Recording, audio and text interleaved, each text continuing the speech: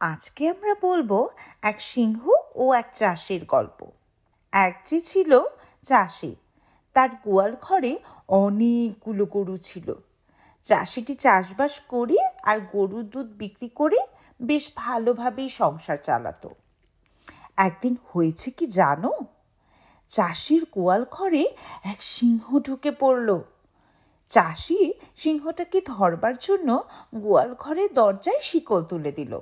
এদিকে সিংহটি যখন দেখল ঘর বন্ধ, তার কোথাও যাবার উপায় নেই, তখন সে ভয়ঙ্কর গর্জন করতে করতে গোয়ালের একটা একটা গরু ধরে ধরে মেরে ফেলতে শুরু করলো।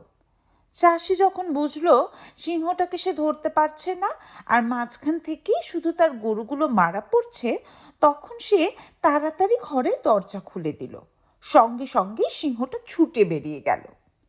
চাষির বউ তখন ঘরে ছিল না। সে ফিরে এসে দেখলো তার সব গরুগুলো মরে পড়ে আছে।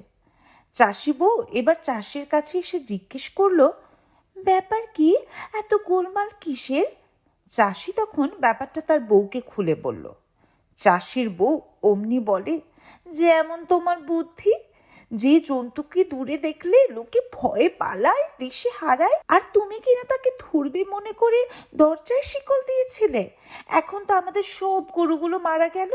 দরজা খোলা থাকলে হয়তো একটা গরুর প্রাণ যেত। যেমন বুদ্ধি তোমার, তেমনই তোমার শিক্ষা হয়েছে।